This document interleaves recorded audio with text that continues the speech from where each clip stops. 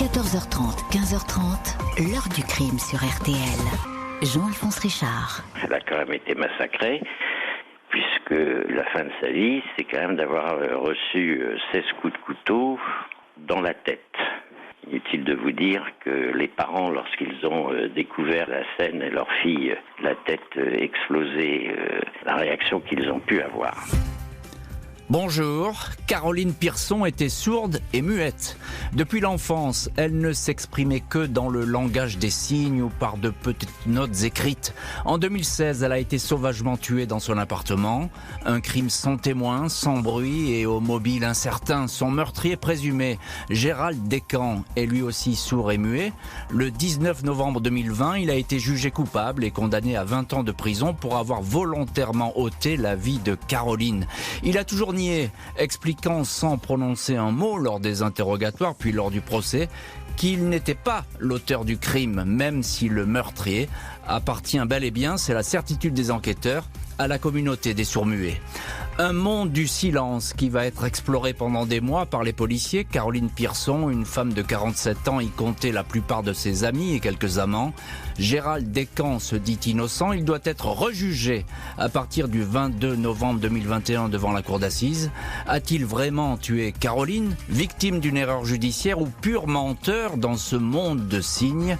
Question posée aujourd'hui à nos invités. 14h30, 15h30. L'heure du crime sur RTL.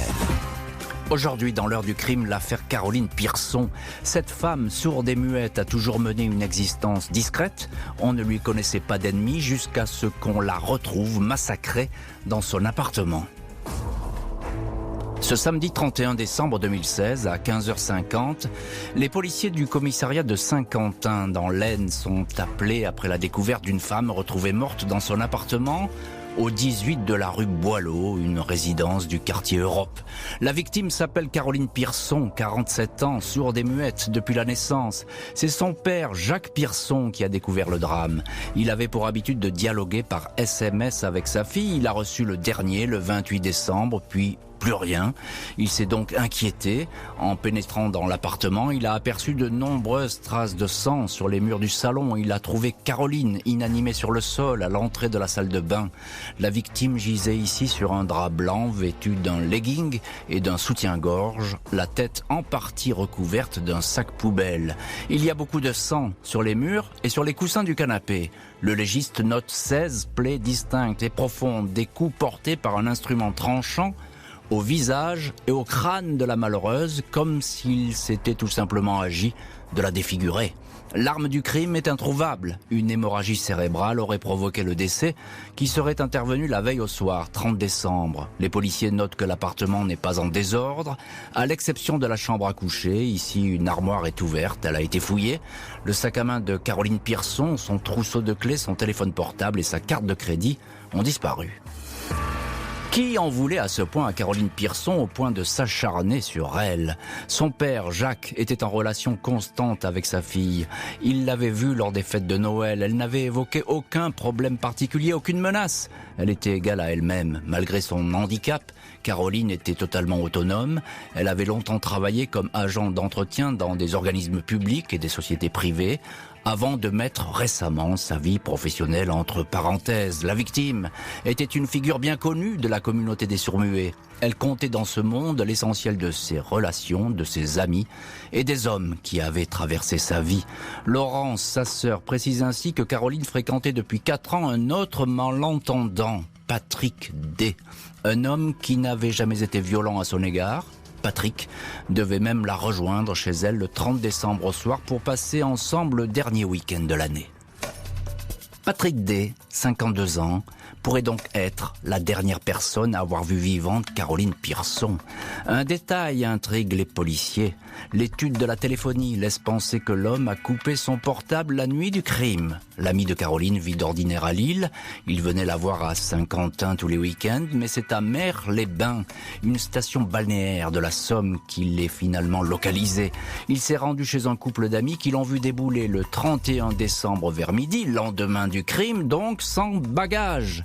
Patrick leur a confié qu'il s'était disputé avec Caroline, une femme avec qui il formait des projets de mariage et de vie commune. Elle venait de le quitter pour un autre homme. Le samedi 31 décembre 2016, puis le dimanche 1er janvier 2017, Patrick demeure prostré dans un état de grande nervosité. Il est interpellé le 2 janvier. Il dit avoir vu Caroline pour la dernière fois le 26 décembre. Le 30, Caroline lui aurait signifié par SMS qu'elle le quittait. Il avait dormi chez son père, puis serait parti à Mer-les-Bains le lendemain. La garde à vue est finalement levée.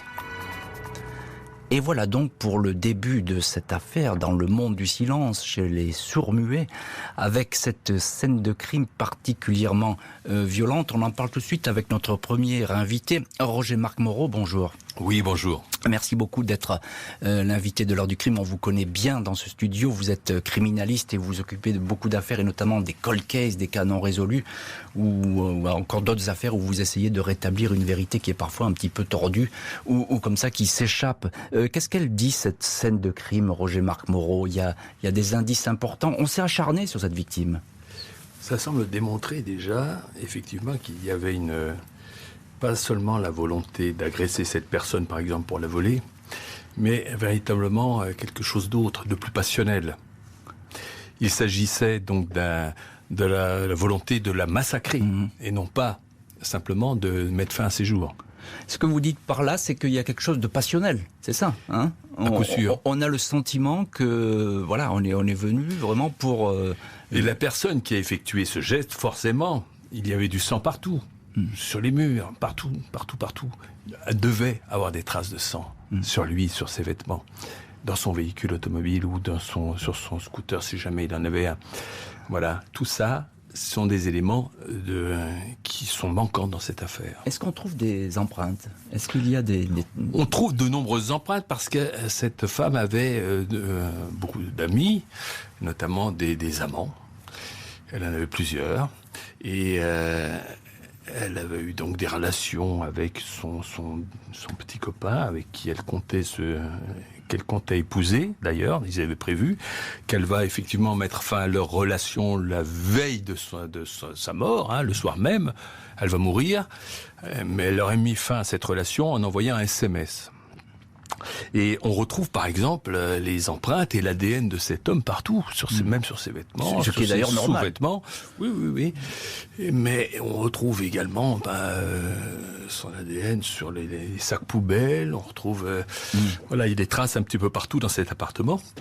Je remarque simplement qu'on ne trouve pas les traces, l'ADN de la personne qui a été condamnée. C'est ça. Donc, on va y venir effectivement à ce Gérald Descamps, puisque lui, on peut donner son nom. Il a été condamné et poursuivi. Et c'est vous, maître Caroline Jean, qui êtes dans le studio de l'heure du crime, qui le défendez. Oui. Gérald Descamps, bonjour. Maître Caroline Jean.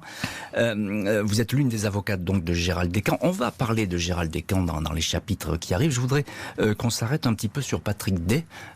Avec cette audition qui est importante parce que lui, c'est finalement le premier témoin. C'est la première personne à être entendue. Tout à fait. Et c'est sans doute la dernière personne à avoir vu vivante, peut-être, on ne le sait pas encore, mais cette malheureuse.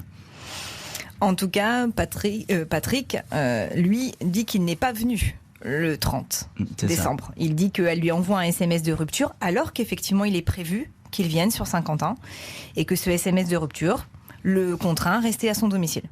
Cette audition à la police, ça va aller assez vite ? Oui, finalement, ils n'iront pas jusqu'à la fin des 48 heures de garde à vue possible. La garde à vue sera vite levée. Et Patrick D ne sera plus jamais réentendu dans le cadre de ce dossier. Plus jamais ? Plus jamais. Alors qu'il connaît parfaitement la victime, on est d'accord, hein ? Oui, il a même refusé de rencontrer l'enquêtrice de personnalité qui était en charge de l'enquête de personnalité sur Caroline. Alors, on n'est pas là évidemment pour le pointer du doigt. L'enquête, non, du tout. On verra lors du procès en appel ce qu'il en sera, effectivement, des uns et des autres. La question n'est pas là. Simplement, est-ce qu'il a, maître Caroline Jean, est-ce qu'il a un alibi, ce Patrick D ? Oui. Alors, et quel est cet alibi ? Parce que là, ça pèse lourd dans ce dossier. Là, on joue avec un crime et avec la vie aussi, avec une personne qui se retrouve dans un procès en ce moment. Patrick D vit chez ses parents. Il travaille en fin de journée dans une entreprise où il fait des ménages. Et ses parents confirment qu'il serait rentré aux alentours de 20h, 20h15 et ne serait pas ressorti. C'est-à-dire le 30, hein ? Le 30, tout à fait. Donc il ne serait pas ressorti, donc là on est dans le créneau du crime, hein, mais il n'y a que les parents pour témoigner de sa présence, on est d'accord. Il n'y a que ses parents. Donc ça, il faut être clair sur ce point. Roger Marc Moreau, vous qui connaissez parfaitement les affaires judiciaires et puis ce déroulement, est-ce que le témoignage, un alibi fourni par des parents très proches, est-ce que c'est acceptable en matière judiciaire ? Rarement, c'est rarement acceptable. Quand c'est une personne qui est mise en cause, on ne tient pas compte du témoignage des parents, de la conjointe ou du conjoint, car ils ont tendance normalement à les protéger. Ce qui est normal, c'est humain. C'est tout à fait humain. Et donc, c'est rarement pris en compte. Moi, ce que je retiens le plus, c'est qu'il a, à partir de 20h, ce qui était inhabituel chez lui, coupé son téléphone, qu'il ne remettra en fonction qu'après minuit. On peut supposer que peut-être il était dans le chagrin d'avoir été largué, pour dire vulgairement, par sa copine, et que finalement il voulait plus entendre parler de quoi que ce soit. Ça pourrait être le cas, mais il aura auparavant envoyé, le SMS de rupture à sa mère. Voilà, déjà c'est un petit peu étonnant. Pourquoi est-ce que la première chose qu'il fait lorsqu'il reçoit un tel SMS, il prévient sa mère, donc celle qui lui sert un petit peu d'alibi. Voilà. Et d'ailleurs, la question va lui être posée pendant le procès. Et ça, je crois que Maître Jean pourrait répondre. Et Maître Jean, alors en un mot, qu'est-ce qui s'est passé ? Qu'est-ce qui répond à ça ? Sur question de la présidente, il répond c'est pour la police, si on me cherche. Ah, c'est ça. Donc, question qui a été actée au procès. Hein ? Alors, actée, je ne sais pas si c'est dans les notes d'audience. Mais vous l'avez entendu Tout à fait. Et vous êtes assermenté pour pouvoir en témoigner. Tout à fait. Le 5 janvier 2017, une enquête pour homicide volontaire et vol est ouverte. La piste des retraits bancaires va écarter le fiancé de la liste des suspects pour mettre en lumière d'autres hommes qui connaissent la victime. Caroline Pierson a-t-elle été victime d'un homme qui en voulait à son argent ? Le fait est que sa carte bancaire a été utilisée à plusieurs reprises après le crime. Dans les heures suivant le meurtre, vendredi 30 décembre, un retrait de 2 900 € est refusé à la caisse d'épargne de la rue Kennedy à Saint-Quentin. 900 € sont toutefois retirés.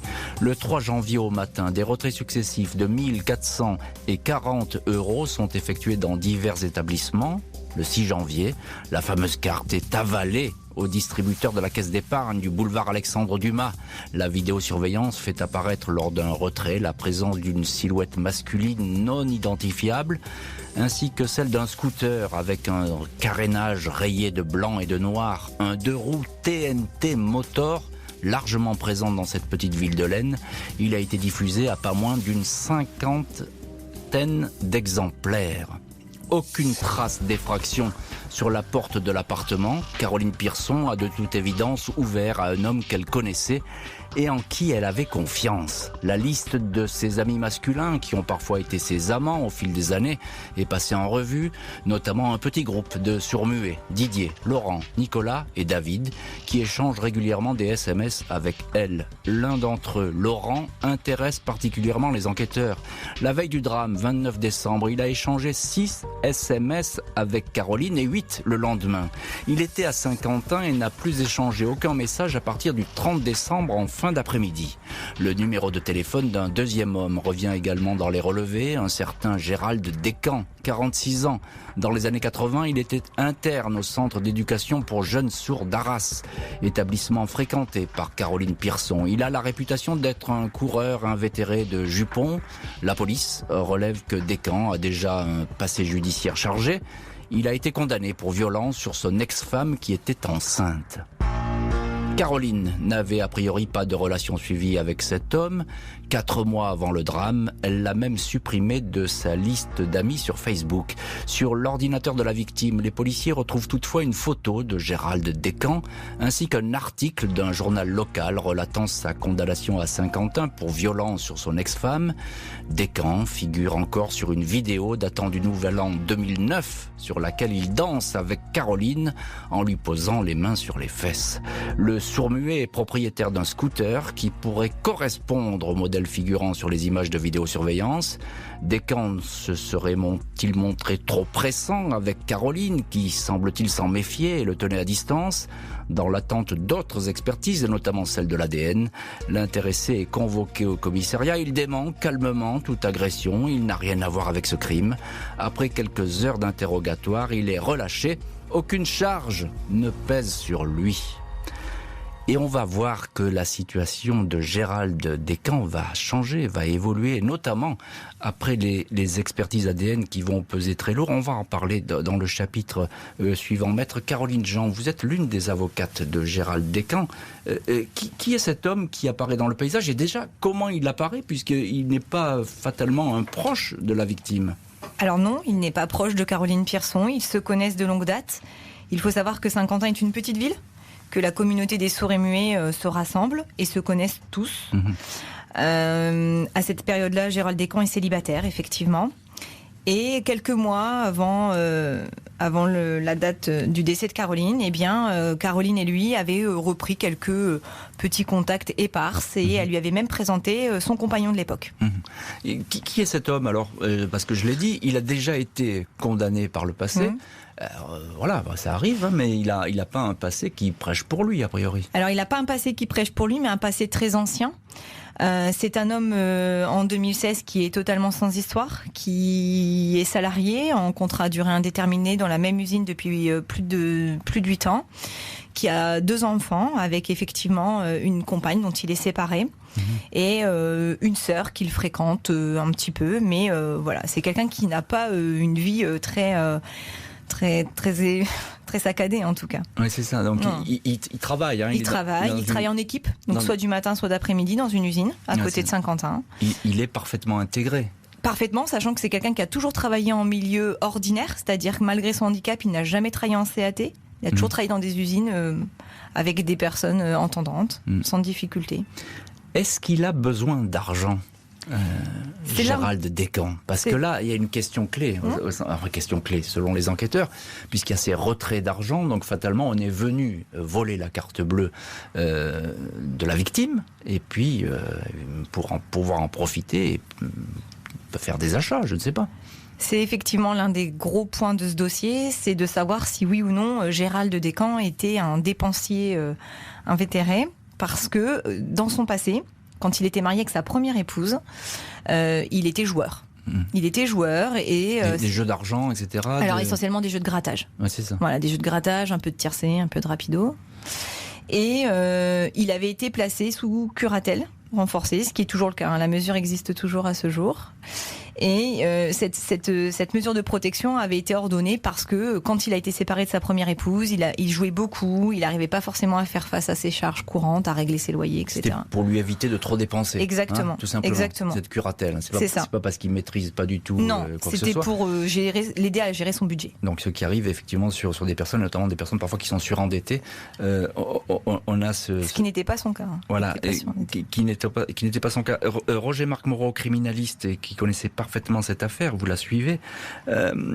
Qu'est-ce qu'il dit lors de je dis bien le premier interrogatoire, là on n'est pas en garde à vue, enfin il y a un début de garde à vue mais qui est rapide.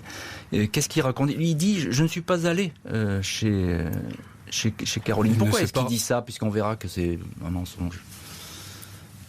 Il dit au début, dans ce premier face-à-face avec le policier, il dit je ne suis pas allé chez Caroline. Enfin, pas le soir du meurtre. Il reconnaît qu'il s'y est déjà rendu. Il reconnaît même qu'ils ont eu déjà des relations. En revanche, il ne s'est pas rendu ce soir-là, effectivement, chez Caroline Pierson. Il n'avait pas... alors on prétend, pour rebondir sur votre question, qu'il avait des problèmes d'argent, mais en fait il n'avait pas réellement. Il y avait des sommes assez importantes sur ses comptes, mais ils étaient gérés simplement dans le cadre d'une curatelle. Et ce crime ne peut pas avoir été fait simplement pour voler une carte bancaire. Pourquoi? Parce que le côté passionnel, cet acharnement sur la victime démontre que ce n'est pas simplement pour lui voler sa carte bancaire. Le fait d'avoir fait des retraits, c'est simplement pour faire croire qu'il s'agissait d'un vol. Mais on voit bien que dans les faits, ça ne peut pas être le cas.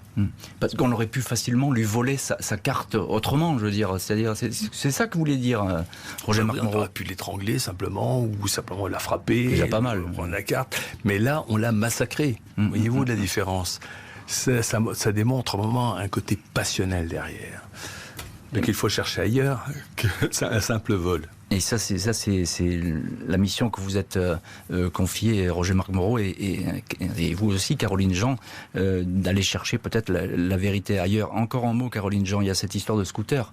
On le voit sur cette vidéosurveillance, ce scooter avec des bandes noires et blanches verticales, je crois. Un modèle, je l'ai dit, qui est assez répandu dans le coin. Mais là aussi ça pèse parce qu'il se déplace à scooter, votre client Gérald Descamps. Mon client se déplace en scooter, effectivement. Sincèrement, la qualité de cette vidéo laisse quand même fortement à désirer. La seule chose qu'on est capable de voir, c'est qu'il a effectivement les mêmes griffures devant et c'est la même marque. Mais par contre, on ne voit pas de plaque d'immatriculation. Et un détail qui est quand même assez essentiel, c'est que ce scooter est porteur notamment d'un rétroviseur à gauche. Ça, par contre, on le voit parfaitement. Or, le scooter de Gérald Descamps n'a pas de rétroviseur à gauche. Il a un seul rétroviseur et à droite. Et il n'a pas pu le casser à la suite de ces vidéos ? Je connais bien mon client. Je ne pense pas qu'il aurait eu cette capacité de penser à retirer son rétroviseur en se disant que peut-être il aurait été filmé. Qui sait ? Je n'y crois pas. Qui sait ? Enfin, évidemment, c'est une question qui peut se poser. Roger Marc Moreau, il y a une autre personne qui est en piste à ce moment-là, c'est le fameux Laurent C., qui lui, effectivement, a échangé beaucoup avec la victime, qui ne va plus se manifester, d'ailleurs, dans le créneau autour du crime. Lui aussi, il est intéressant dans cette histoire, quand même, comme profil. Oui, en fait, il faut savoir que dans le monde des sourds-muets, ils ont des difficultés à s'exprimer.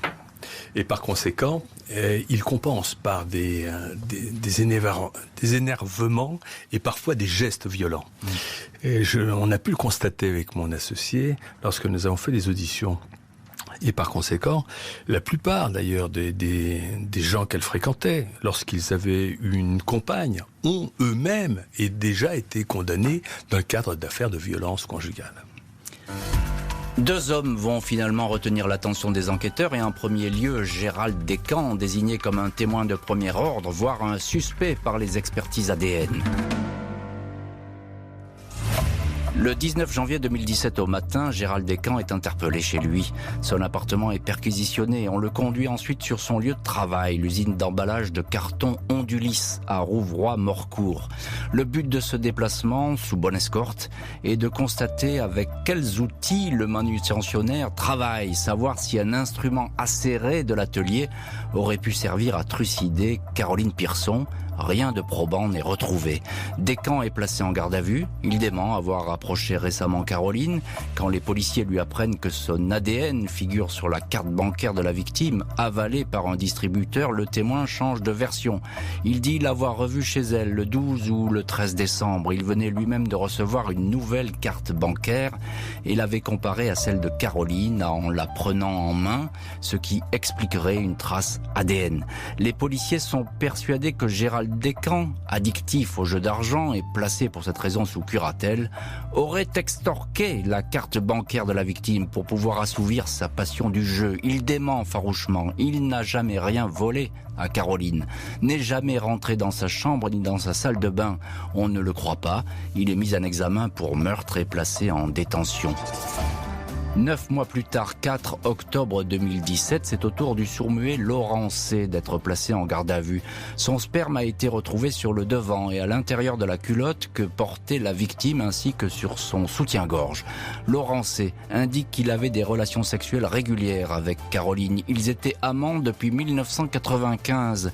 Il a couché avec elle le matin du 30 décembre, le jour de sa mort. À partir de la fin de l'après-midi, il ne l'a pourtant plus contactée alors qu'il ne cessait de la l'abreuver de SMS. Il ne lui a même pas souhaité la bonne année, le 31, alors que la nouvelle du meurtre n'avait pas encore circulé. Un comportement troublant qui voit l'intéressé un placement en détention provisoire qui va durer 18 mois. Laurent C. sera finalement libéré et fera l'objet d'un non-lieu, laissant Gérald Descamps seul face à l'accusation de meurtre. Maître Caroline Jean, vous êtes l'une des avocates de Gérald Descamps et l'une de nos invités aujourd'hui dans l'heure du crime, dans le studio de l'heure du crime. Alors, il y a l'ADN sur la carte bancaire de la victime, ADN de Gérald Descamps, ça pèse très lourd. Il a eu en main cette carte qui a permis de retirer de l'argent. Effectivement, dit comme ça, on peut...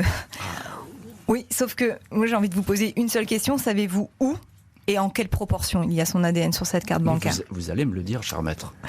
Eh bien, l'ADN est présente sur une seule face, donc sur la face du dessus, absolument pas sur la face du dessous, donc pas comme si on tenait une carte. Et c'est un ADN de mélange entre lui et Caroline Pierson, en assez faible quantité le concernant.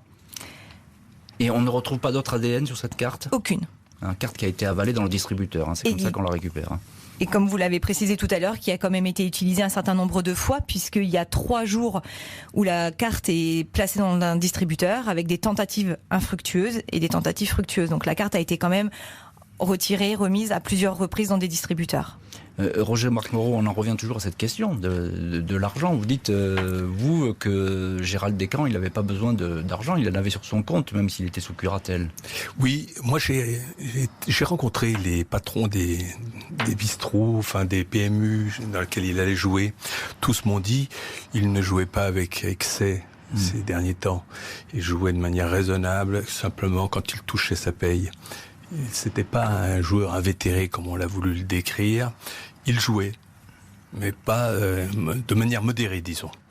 D'autre part, moi je voudrais revenir sur cet ADN qu'on découvre. Parce qu'on le découvre, moi j'ai demandé l'avis d'un expert judiciaire en génétique. Il a examiné tout ça. Ce n'est pas un mélange de 2 ADN, mais un mélange de 3 ADN, en fait. Et c'est trouvé en quantité tellement infinitésimale que l'expert en déduit qu'il ne s'agit que d'un ADN de transfert. C'est-à-dire que c'est vraisemblablement la victime elle-même qui, lorsqu'elle a rencontré Descamps, avait laissé cet ADN sur un coin de la carte. Et sur cette carte qu'on va retrouver, en fait, on retrouve de nombreux autres ADN, dont l'ADN d'une femme. Et ça, on n'en parle pas. On ne trouve pas que l'ADN de Descamps. Des ADN qui n'ont pas été identifiés ? Qui n'ont pas été identifiés. C'est ça, donc on peut supposer que d'autres personnes ont eu cette carte en main, en tout cas l'ont eu en main. À coup sûr, parce qu'on les trouve ceux-là des 2 côtés de la carte. En grande quantité. Gérald Descamps, homme violent et qui était en constante recherche d'argent selon les enquêteurs pour assouvir sa passion du jeu, reste donc le suspect numéro 1. La juge approuve, il va être renvoyé aux assises. Ce jeudi 12 novembre 2020, Gérald Descamps, visage robuste, cheveux taillés en brosse, sourcils noirs et broussailleux, fait son entrée dans la cour d'assises de l'Aisne à Long. 4 interprètes en langue des signes ont été désignés pour se relayer lors des débats. Les interrogatoires de l'accusé, comme ceux des témoins, tous sourds-muets, sont fastidieux. En pleine pandémie, les masques des uns et des autres sont brièvement ôtés pour permettre aux interprètes de lire sur les lèvres.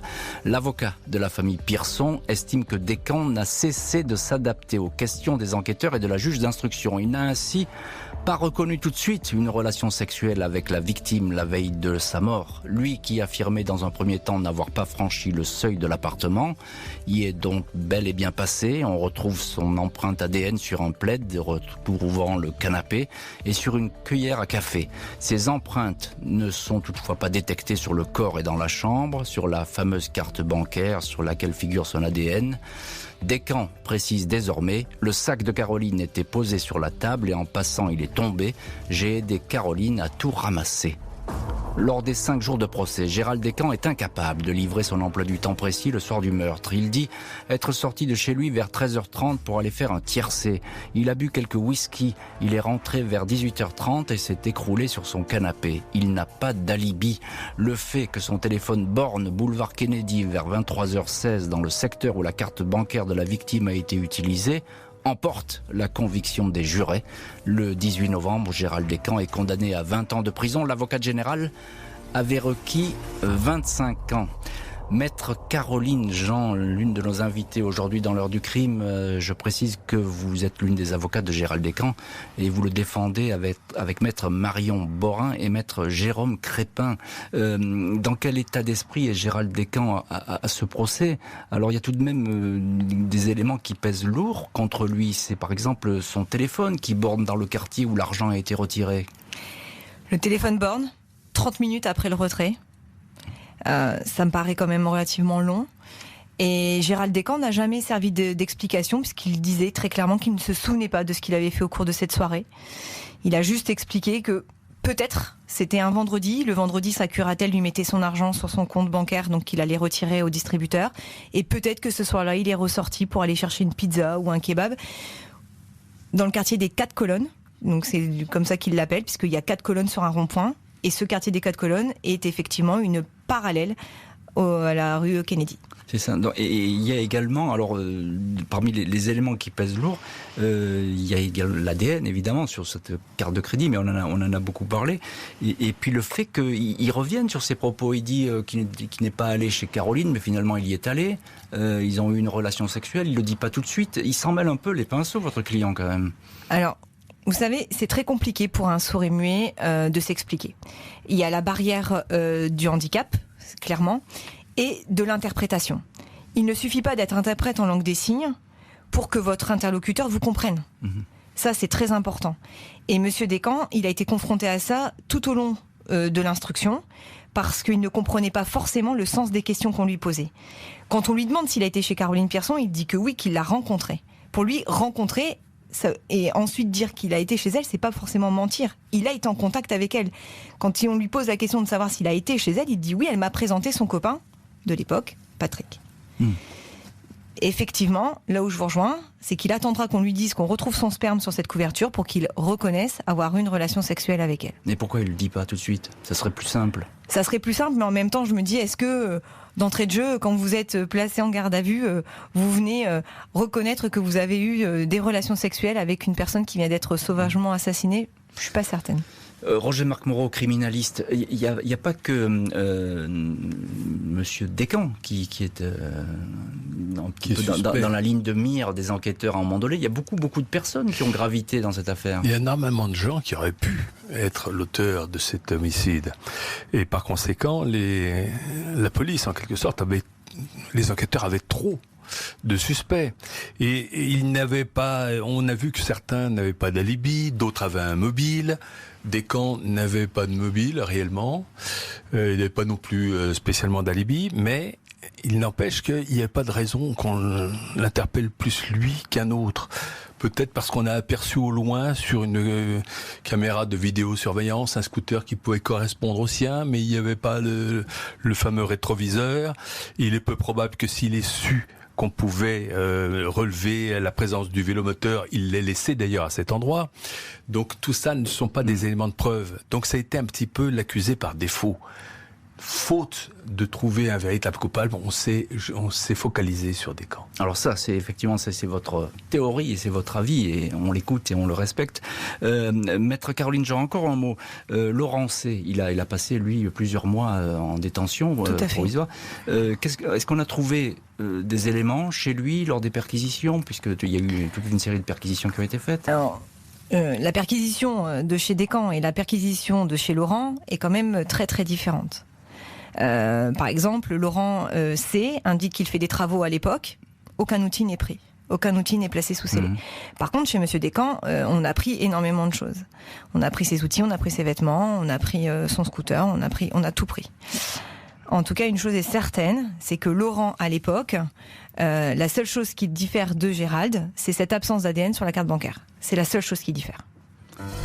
La défense de Gérald Descamps estime que trop de pistes ont été laissées en friche ou trop rapidement bouclées pour ne présenter au final qu'un accusé taillé sur mesure, même si celui-ci nie depuis le début avec constance le meurtre. Le lundi 22 novembre 2021, Gérald Descamps, 50 ans, est attendu devant la cour d'assises d'appel de la Somme, à Amiens. Ce sourd-muet manutentionnaire dans une usine de cartonnage de laine, accablé lors du premier procès, joue ici son avenir judiciaire. Confronté à son attitude changeante à propos de ses rapports exacts avec la victime et les trous de son emploi du temps, Gérald Descamps avait été accablé par l'accusation. Sa défense compte bien démontrer la faiblesse des indices et l'absence de preuves recueillies lors de l'enquête. Une défense qui attend davantage des auditions des témoins lors du premier procès. Patrick D, qui formait des projets de mariage avec Caroline, n'avait jamais vraiment répondu aux questions de la cour d'assises, au point de faire enrager le président. Quant à Laurent C, un temps soupçonné du crime, resté en détention pendant 18 mois, il s'était embrouillé dans ses explications. La clarté sera-t-elle ce coup-ci au rendez-vous ? La défense de Gérald Descamps va devoir à nouveau se faufiler dans l'univers où vivait Caroline Pierson, un petit monde pétri de jalousie et d'infidélités diverses pour peut-être faire germer dans l'esprit des jurés le doute suffisant qui pourrait conduire à un acquittement. Maître Caroline Jean, vous allez défendre Gérald Descamps avec vos confrères et consoeurs dans le procès qui s'annonce. Dans quel état d'esprit est Gérald Descamps ? Il est en détention depuis un petit moment déjà. Alors il est en détention depuis 4 ans et demi. Aujourd'hui, Gérald Descamps est très combatif, contrairement à la première fois, puisque dans le monde des sourds, on n'appréhende pas du tout la justice de la même manière. Et quand Gérald s'est présenté au premier procès, pour lui, il était certain que la justice allait faire son œuvre et que après le procès, il ressortirait libre. Pour lui, c'était clair que ces 5 jours allaient faire la lumière sur ce qui s'était passé et que son innocence serait démontrée. Il a vraiment pris un coup de massue après le délibéré. Et depuis, il est quand même beaucoup plus combatif. Il a mis beaucoup plus de hargne dans sa défense. Ne se retranchant pas uniquement derrière ses conseils, parce que c'est ce qu'il faisait beaucoup en fait, il attendait beaucoup de nous, et là il a dit non mais moi je veux prendre la parole maintenant, par l'intermédiaire des interprètes bien sûr, mais je veux m'expliquer, et quand il y en a un qui dira que quelque chose sur moi qui est faux, là je le dirai. Non, alors qu'au premier procès il était éteint. Et il était totalement éteint, parce qu'il se retranchait derrière nous, pensant que nous allions être un peu ses sauveurs, mais n'a peut-être a été trop passif au cours des débats, et ne voulant aussi pas déranger parce que il ne savait pas trop quand est-ce qu'il pouvait prendre la parole, et on lui a pas beaucoup donné non plus au premier procès la parole. Roger Marc Moreau, criminaliste, oui. Vous doutez évidemment de la culpabilité de Gérald Descamps. Quelles sont selon vous les pistes qui auraient été oubliées, même s'il y a des charges contre lui qui pèsent, il faut le répéter, l'ADN sur la carte de crédit, ses variations dans son témoignage, etc. Les variations dans le témoignage, déjà, c'est habituel chez les sourds et muets. Lorsque nous-mêmes, avec mon associé Marc Eterno, nous avons été faire des auditions, on s'est rendu compte qu'ils ne répondaient pas à nos questions directement. Il fallait leur demander des précisions à chaque fois. Et après seulement, on obtenait une version qui tenait debout. C'est-à-dire qu'ils ne vont pas s'exprimer spontanément. Ils n'ont pas cette habitude. La deuxième chose, l'ADN, je vous l'ai dit, étant quantité infinitésimale selon l'expert, il s'agit d'un ADN de transfert. Ce n'est donc pas un élément à charge. Il y a très peu de charges, il n'y a aucun élément de preuve contre lui. En revanche, c'est vrai qu'on a été contacté par des témoins qui n'avaient pas été auditionnés ni par les services d'enquête, ni par la cour d'assises, et qui ont voulu nous apporter un témoignage. Un témoignage absolument étonnant, puisque une femme, parce que souvent les sourds-muets communiquent le soir sur Facebook entre eux, c'est leur seul moyen en quelque sorte d'avoir des relations sociales, et ce soir-là, donc, elle était en relation avec l'ex-épouse de Patrick D. Et ce soir-là, leur conversation est interrompue. C'était le soir du meurtre de Caroline Pierson. Et selon elle nous dit que c'était en fait son ex-mari, donc Patrick, qui vient sonner à sa porte, qui vient frapper, et qui va se présenter en lui demandant de laver ses vêtements, sa chemise ensanglantée et son manteau. Ah ben c'est un témoignage qui peut être capital. C'est un témoignage capital. Roger-Marc Moreau, là on peut attendre même un coup de théâtre à ce procès qui s'annonce. Absolument, absolument. D'autant que ce témoin, en plus, a vu sur les images, quand elle est revenue lui dire, voilà, c'est mon ex-mari qui est venu, elle a vu qu'elle avait déjà les mains ensanglantées, rien que d'avoir touché ses vêtements. Toucher les vêtements. Maître Caroline Jean, on peut s'attendre à un coup de théâtre ? En tout cas, je suppose que vous l'espérez de toute façon. On l'espère. Après, on espère aussi que chacun de ces nouveaux témoins pourra se faire correctement comprendre. Parce que ça va être toute la difficulté de ce dossier, c'est que les témoins puissent être convenablement compris. Merci beaucoup, Maître Caroline Jean et Roger-Marc Moreau d'avoir été aujourd'hui les invités de l'heure du crime. Merci à l'équipe de l'émission, Justine Vignot, Marie Bossard à la préparation, Boris Pirédu était à la réalisation. L'heure du crime, présentée par Jean-Alphonse Richard sur RTL. Sur RTL, c'est déjà Noël. Retrouvez les plus belles chansons de Noël sur la web radio de Noël de RTL. La web radio de Noël de RTL est disponible sur l'appli RTL et RTL.fr.